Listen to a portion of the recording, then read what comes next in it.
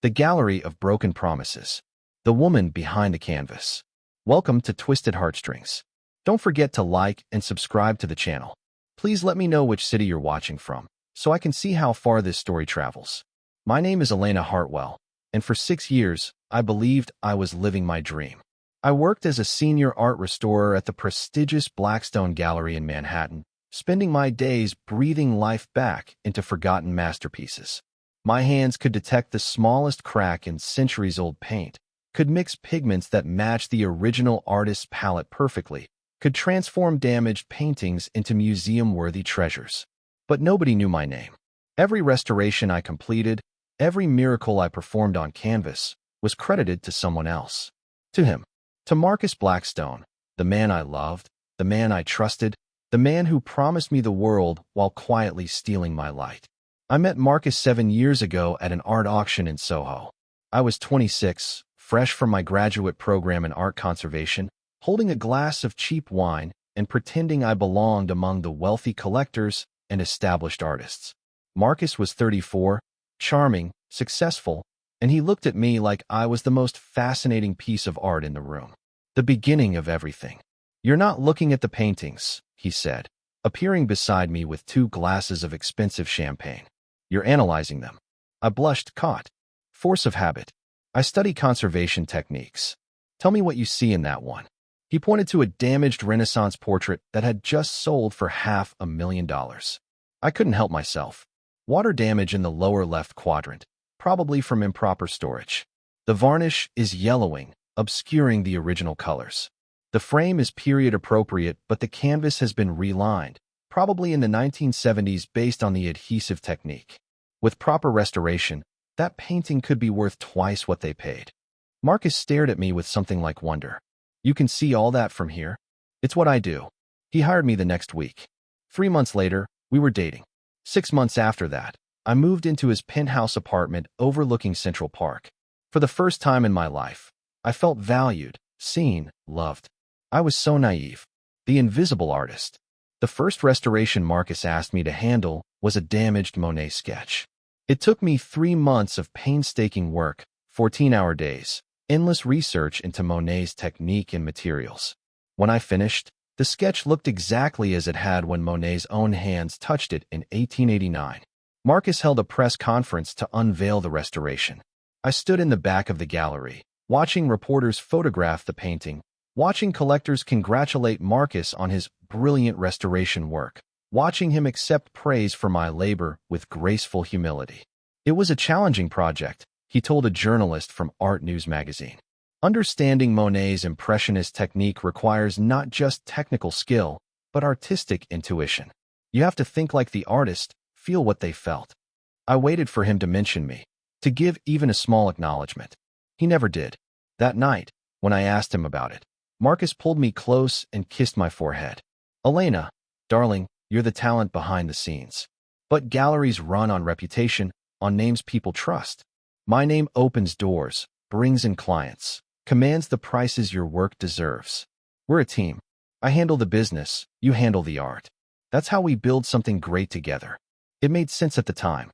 Or maybe I just needed it to make sense. The pattern emerges. Over the next 5 years, I restored 43 major works of art. Paintings by Rembrandt, Vermeer, Caravaggio, Turner, and dozens of other masters.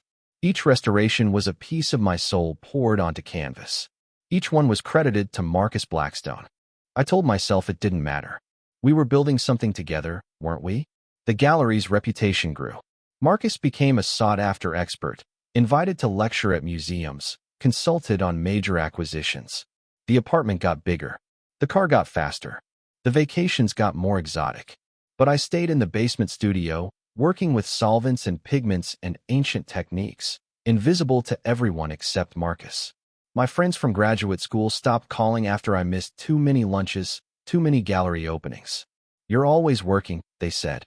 "Marcus keeps you too busy." They were right, but not in the way they thought. Marcus needed me working, creating, restoring. His reputation depended on the quality of work that only I could produce. So he found ways to keep me there, in that basement studio, away from networking events and professional conferences. "You're too important to the gallery," he'd say when I asked to attend a restoration symposium in Florence. "What if a major project comes in? I need you here." But this conference only happens every 3 years. It's where everyone in our field. "Elena." His voice would get that edge, that subtle hardness beneath the charm. "Are we really going to argue about this? After everything I've done for you? I gave you this opportunity. I made you who you are." And I'd back down, apologize, return to my studio. The warning signs. Looking back now, I can see all the red flags I ignored. The way Marcus monitored my phone calls. The way he'd show up unannounced at lunch if I met anyone without telling him first. The way he'd criticize my appearance, my intelligence, my opinions, always with a smile, always framed as concern. "That dress makes you look heavier, darling. I'm just trying to help. Your theory about that painting technique is interesting, but you might want to research more before sharing it publicly. I wouldn't want you to embarrass yourself. You seem tired lately. Maybe you should skip that gallery opening. Stay home, rest. I'll represent us both." Slowly, methodically, he isolated me from my field, from my friends, from any source of validation except him. And because he was successful, because people respected the Blackstone Gallery name, because he told me he loved me, I let him. The turning point came on a rainy Tuesday in March. The discovery. I was working on a particularly challenging restoration, a 17th-century Dutch still life with severe paint loss. I needed reference materials from Marcus's office, books on Dutch painting techniques that weren't in the studio. He was at a client meeting, so I went upstairs to find them. His office was exactly what you'd expect: mahogany desk, leather chairs, walls covered with photographs of Marcus with famous artists, critics, collectors. Marcus shaking hands with museum directors. Marcus at gallery openings. Marcus. I found the books I needed on his shelf and was about to leave when I noticed a file folder on his desk labeled Hartwell Restorations, Private. My name. A private file. I shouldn't have looked. I knew I shouldn't. But something cold settled in my stomach, some instinct that said whatever was in that folder, I needed to see it. Inside were certificates of authentication for every major restoration I'd completed over the past 5 years. Each certificate named Marcus Blackstone as the restorer.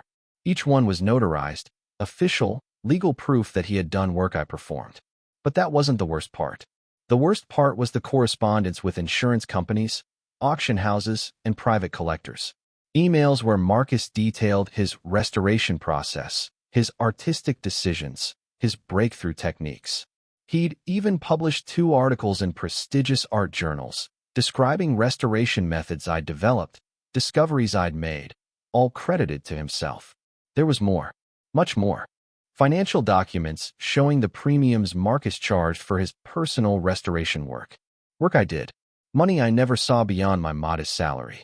While I made $68,000 a year, Marcus charged clients up to $200,000 per restoration. I sat in his leather chair, files spread across his desk, rain hammering against the windows, and finally saw the truth I'd been avoiding for years. I wasn't his partner. I was his asset. His secret weapon. His ghost. The charity gala. I might have left quietly if it had ended there. Packed my things, walked away, started over. But Marcus couldn't leave well enough alone. 2 weeks after my discovery, the Blackstone Gallery held its annual charity gala. 500 guests, celebrities, art collectors, critics, all gathered to celebrate another successful year. Marcus insisted I attend, bought me an expensive dress, paraded me on his arm like an accessory. My girlfriend, he'd introduce me. She helps out at the gallery. Helps out. 6 years of my life, 43 masterpiece restorations, countless hours of painstaking work reduced to helps out. The keynote speaker was Dr. Victoria Chun, director of the Metropolitan Museum of Art's Conservation Department. She spoke about the importance of art restoration, about the skilled professionals who preserve cultural heritage, about giving credit to the artisans whose names we never know. Behind every restored masterpiece, Dr. Chin said, is a restorer whose skill equals the original artist's.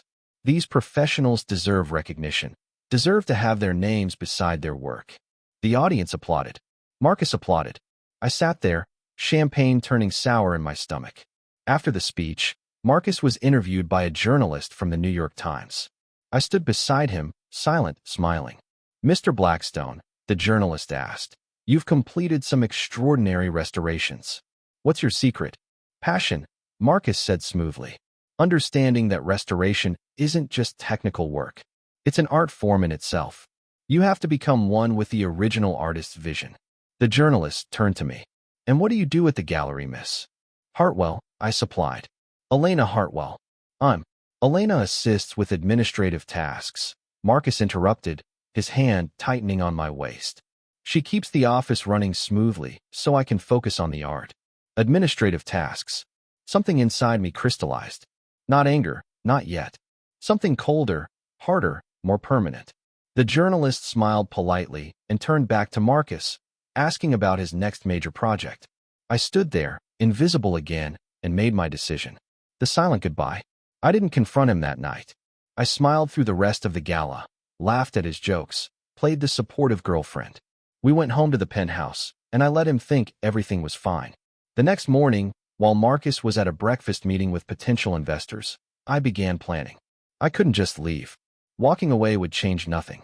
Marcus would find another talented restorer to exploit, would continue taking credit for work he didn't do, would keep building his empire on stolen talent. No, I needed to do this properly. Carefully. Strategically. I photographed every document in that private file. I accessed the gallery's computer system using Marcus's password, his mother's birthday, predictably, and downloaded records of every restoration I'd completed, every client invoice, every authentication certificate. I documented everything, dates, amounts, techniques, the specific work I'd done. Then I started researching Marcus's clients, his competitors, his professional connections. I studied his business model, his weaknesses, his dependencies. I spent 2 weeks preparing, gathering evidence, making contacts, setting up the foundation of what came next. Marcus noticed nothing. Why would he? In his mind, I was just Elena, the talented girl working in his basement, grateful for the opportunity he'd given me. On a Thursday afternoon, I packed one suitcase with essentials. I left behind the expensive clothes, the jewelry, everything Marcus had given me. I wanted nothing that came from him. I left a single note on the kitchen counter. I know everything. You will hear from me again. Then I walked out of the penthouse and disappeared. The mysterious collector. My first destination was a small art conservation studio in Brooklyn, run by my former professor, Dr. Margaret Ashford. She took one look at my face and pulled me into her office. Elena, she said softly, what happened? I told her everything. The stolen credit, the exploitation, the systematic erasure of my career.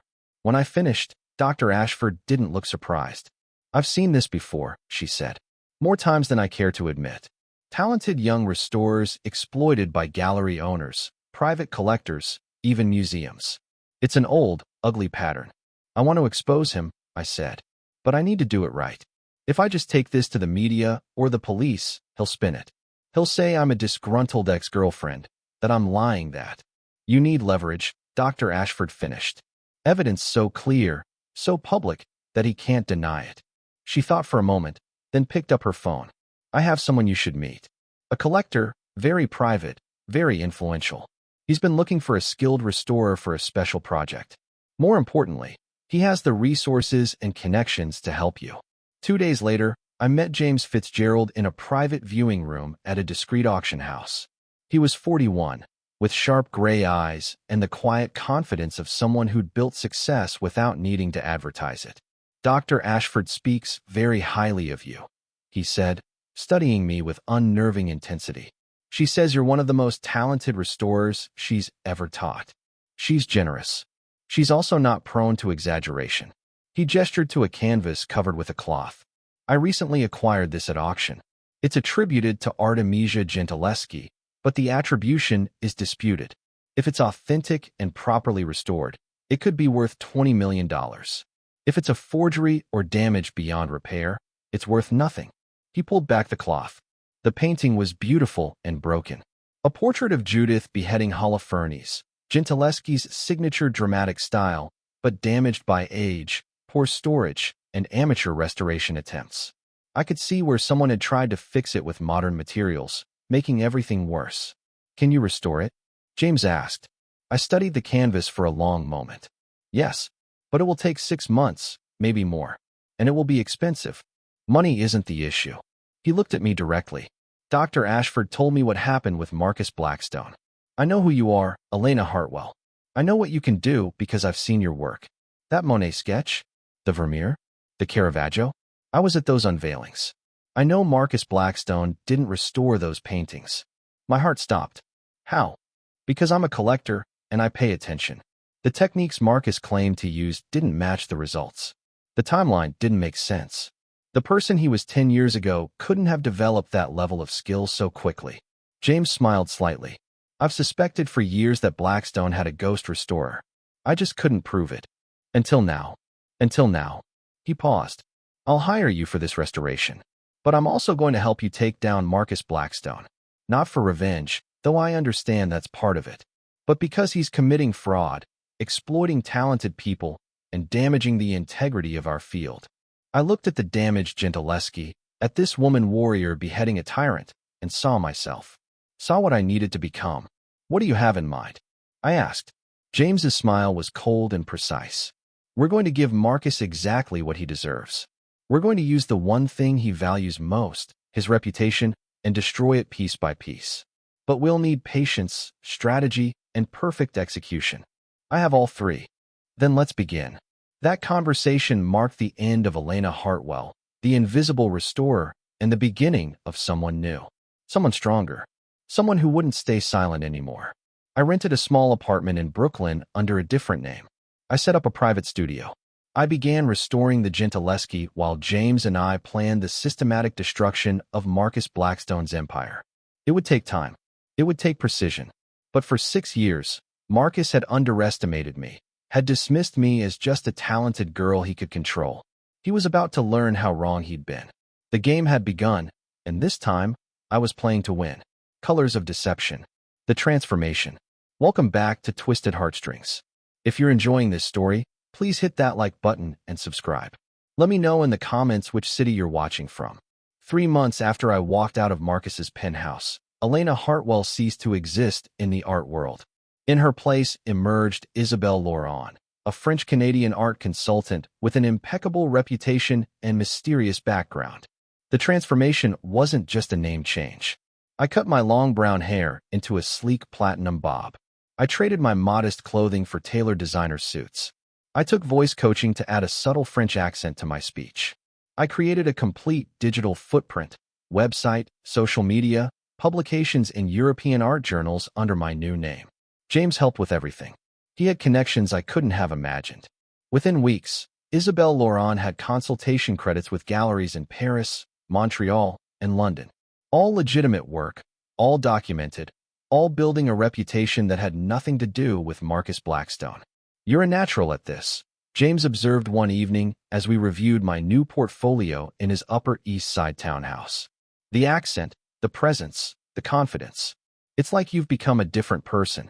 That's the point, I said, studying the photographs. In them, I looked powerful, sophisticated, nothing like the quiet girl who'd hidden in Marcus's basement. Elena was afraid. Isabelle isn't. Elena wasn't afraid, James corrected gently. She was controlled. There's a difference. His words struck something deep. He was right. I hadn't been weak. I'd been systematically undermined, isolated, made to doubt myself. But that woman was gone now. The Gentileschi restoration was progressing beautifully. Every day, I uncovered more of the artist's original brilliance beneath layers of damage and amateur repairs. Judith's face emerged with fierce determination, her hands steady as she wielded the sword. I felt a kinship with her, this painted woman taking power into her own hands. She's magnificent, James said, watching me work. He'd taken to visiting the studio several times a week, bringing coffee, asking questions about my process. Gentileschi understood something about female rage that most artists miss. It's not loud or hysterical. It's cold, calculated, unstoppable. Like revenge, I said. Exactly like revenge. Marcus's first cracks. While I built Isabelle Laurent's reputation, James worked his connections to gather intelligence on Marcus. What we learned was illuminating and disturbing. The Blackstone Gallery was in trouble. Marcus had overextended himself, buying a second location in Chelsea, investing in expensive acquisitions, maintaining the lifestyle that proclaimed success. But his income depended entirely on one thing: major restoration projects. Without me, Marcus had no one to do the actual work. He'd tried hiring other restorers, but none lasted more than a few months. They either couldn't meet his standards, my standards, really, or they realized what he was doing and quit. Two had threatened to expose him before Marcus paid them off with generous severance and non-disclosure agreements. He's desperate, James reported during one of our strategy sessions.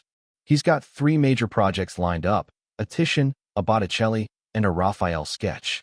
Combined value of over $50 million. The clients are expecting Blackstone-quality restorations, but Marcus doesn't have anyone who can deliver.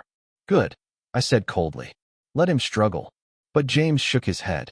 We need him to succeed a little longer. If the gallery fails now, before we're ready, Marcus will just blame circumstances. He'll reinvent himself somewhere else. We need him at his peak when we strike. The fall will be so much more satisfying. He was right. Patience. That was the key. There's something else, James added, his expression darkening. Marcus is engaged. The words hit harder than I expected. What? Her name is Rebecca Kingston.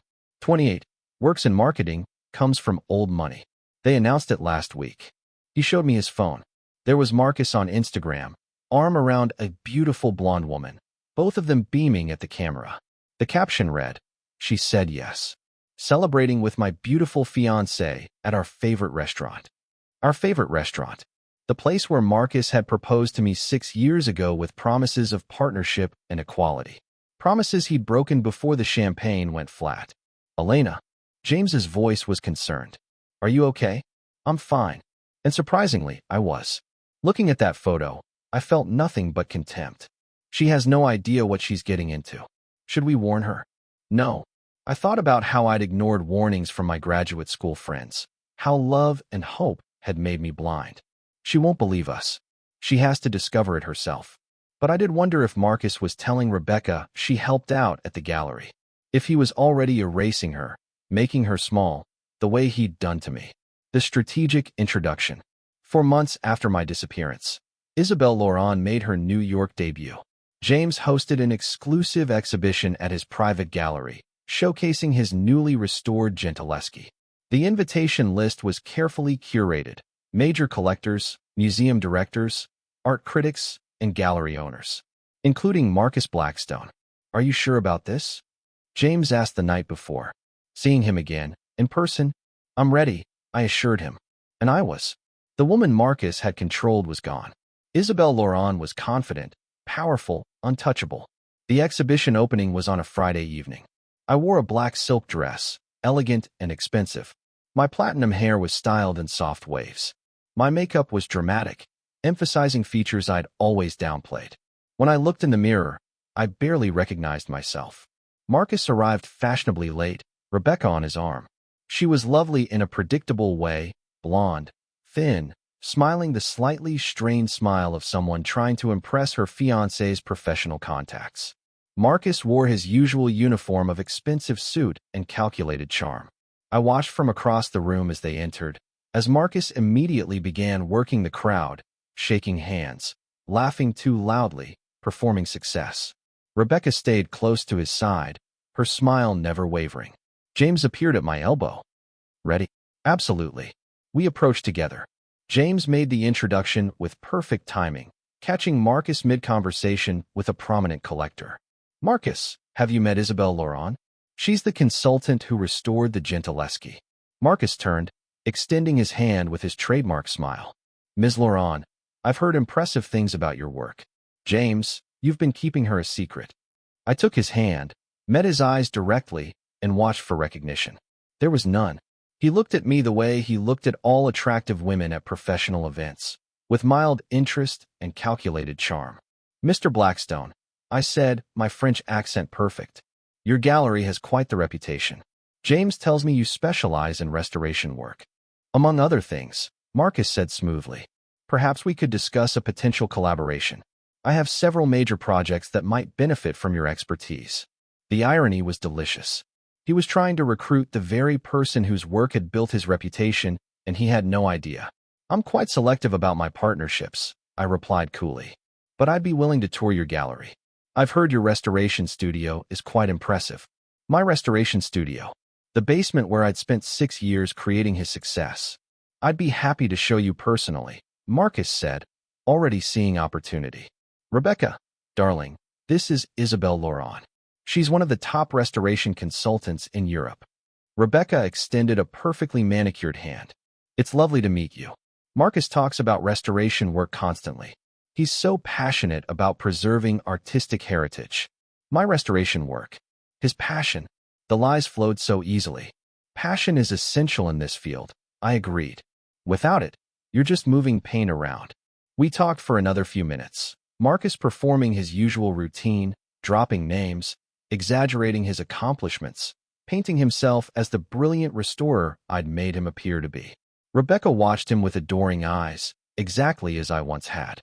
Before we parted, I gave Marcus my business card. Do call me about that gallery tour. I'm always interested in seeing how other professionals approach their work. I certainly will, Marcus promised, pocketing the card. As they walked away, James murmured, he has no idea. Not yet, I agreed. But he will. The gallery visit. Marcus called 3 days later, eager to schedule a visit. We arranged for the following Tuesday afternoon, when the gallery would be closed to the public. Walking back into the Blackstone Gallery felt surreal. Everything looked the same. The white walls, the strategic lighting, the carefully curated pieces on display. But I was different. I wasn't the invisible girl anymore. Marcus gave me the full tour, showing off his acquisitions, his contacts, his success. He spoke about restoration with just enough technical knowledge to sound credible, borrowing phrases and concepts I'd taught him years ago. And this is my restoration studio, he said, opening the door to the basement space where I'd spent so many hours. State-of-the-art equipment, climate-controlled environment, everything a serious restorer needs. The studio looked abandoned.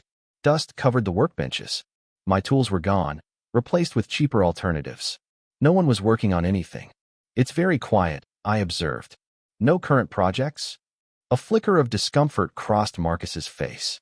Between major commissions at the moment.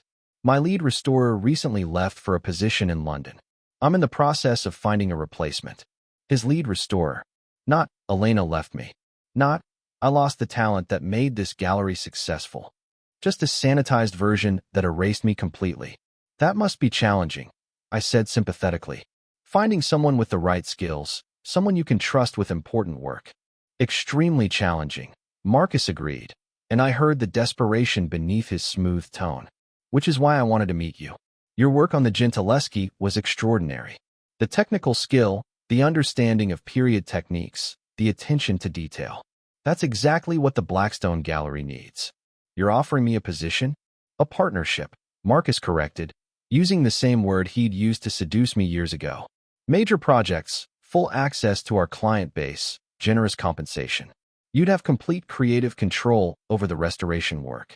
Complete creative control, while he took the credit. The same arrangement that had stolen 6 years of my life. That's very generous, I said carefully. But I'm curious about something. James mentioned you do all your own restoration work. Your reputation is built on your personal skill. How would a partnership work exactly? Marcus's expression didn't change, but I saw the calculation in his eyes. He was deciding how much truth to tell, how much he needed to reveal to secure my talent. I handle the client relationships and authentication, he said. My partners focus on the technical work. It's about playing to our strengths. I'm better at the business side, at understanding what clients want. The actual restoration requires someone with your specific skills. Translation: I'd do the work, he'd take the credit. And the attribution? I pressed. How would completed restorations be credited? Blackstone Gallery has a reputation to maintain, Marcus said smoothly. Our clients expect a certain standard, a name they trust. All work would be completed under the gallery's name, with appropriate internal recognition, of course. Of course. Internal recognition. Invisible recognition. No recognition. I appreciate the offer, I said, but I prefer arrangements where all collaborators receive public credit for their contributions. It's important to me professionally. Marcus's charm slipped slightly. Ms. Laurent, with all respect, the art world runs on reputation and relationships. The Blackstone name opens doors that individual restorers simply can't access. You'd be limiting yourself significantly. Perhaps, I agreed pleasantly. But I found that talent eventually gets recognized, with or without a famous gallery name attached. The comment hung in the air, pointed enough to draw blood, but polite enough to maintain professionalism. Marcus's eyes narrowed slightly, the first sign of the controlling anger I remembered so well. Well, he said, recovering his smile. If you change your mind, the offer stands. In the meantime, I have 3 major projects starting next month. If you're not interested in partnership, perhaps you'd consider contract work? Very generous compensation, of course. I'll consider it, I lied. Thank you for the tour, Mr. Blackstone. As I left the gallery, I felt Marcus watching me from the window. He wanted my talent desperately. His entire empire was crumbling without it. But this time, I held all the power. The investigation deepens. That evening, I met James at a quiet wine bar in the village to debrief. He's even worse than I remember, I said, sipping a Bordeaux. The entitlement, the casual way he erases other people's work, the complete lack of conscience about it. Did he suspect anything? Nothing. He sees Isabelle Laurent, a potential asset to exploit. He doesn't see Elena. James studied me thoughtfully. You've changed so much. Not just physically. The way you carry yourself, the way you speak. You've become the person you were always meant to be. His words touched something tender. I spent 6 years making myself small for him, dim enough that his light looked brighter. His light was always borrowed, James said. He's just a mirror reflecting the talent of people he exploits. Over the next few weeks, James's investigation into Marcus's finances revealed a troubling pattern. The gallery was deeply in debt. Marcus had borrowed against future commissions, taken loans from wealthy clients, even mortgaged the gallery building itself. He was also funneling money from the gallery accounts into his personal spending, the penthouse, the cars, Rebecca's engagement ring. He's running a sophisticated Ponzi scheme, James explained, showing me the financial documents his accountant had analyzed. He takes deposits for restoration work he can't complete, uses that money to pay off previous clients, borrows more to cover his lifestyle. It's only working because of his reputation, and that reputation is built on work you did. How long before it collapses? 6 months, maybe less. Unless he finds a restorer of your caliber, clients will start demanding their money back. He can't deliver what he's promised. I thought about Rebecca, about the life she thought she was building with Marcus. She had no idea she was engaged to a man whose entire existence was a fraud. There's more, James said grimly. I spoke with 2 of the restorers Marcus hired after you left. Both signed NDAs, but they were willing to talk off the record. Marcus tried the same arrangement with them. Take credit for their work, pay them under the table, never give public attribution. When they refused, he threatened to destroy their reputations in the art world. Rage, cold and sharp, cut through me. Did he succeed? With one of them, yes. Sarah Chun, brilliant young restorer from San Francisco. Marcus spread rumors that her work was sloppy, that she'd damaged a valuable painting. She couldn't get work anywhere after that. She's working at a framing shop now. I closed my eyes. Another talented woman whose career Marcus had destroyed because she refused to be exploited. I want to help her, I said. After this is over, I want to help restore her reputation. We will, James promised. We'll help everyone Marcus has hurt. But first, we need to finish what we started. The social media storm. The next phase of our plan was subtle but devastating. James had connections with several prominent art critics and journalists. We began feeding them information about the Blackstone Gallery. Nothing actionable yet, just seeds of doubt. An Instagram post from a respected critic. Interesting conversation today about the authenticity of recent Blackstone restorations. Sometimes reputation exceeds reality. #ArtWorld #restoration. A blog post from an art historian. The mystery of Marcus Blackstone's sudden expertise. A timeline analysis. The post documented how Marcus's restoration work had dramatically improved in quality exactly when I started working at the gallery, and had declined significantly after I left. A tweet from a museum curator. Reminder that restoration work should always credit the actual restorer, not just the gallery owner. Transparency matters. #ArtEthics. None of these directly accused Marcus of fraud. But in the insular world of high-end art collecting, doubt was poison. Clients began asking questions. Was Marcus actually doing the restoration work himself? Who was working on their pieces? Could they meet the actual restorer? Marcus tried to control the narrative, posting photos of himself in the restoration studio, talking about his proprietary techniques, even staging a video where he appeared to be working on a painting. But art professionals could tell. The technique in the video was wrong, amateurish. The lighting was off. Marcus's hands moved too quickly, without the careful precision real restoration required. The comments on his posts were brutal. This doesn't look like your usual quality work. Who actually did the Monet restoration? The technique is completely different from this video. Funny how your restoration quality dropped dramatically about 6 months ago. Marcus began losing clients. 3 major commissions were canceled. 2 collectors demanded refunds on work that hadn't been completed. A museum pulled a piece they'd sent for restoration, citing concerns about authenticity of the work.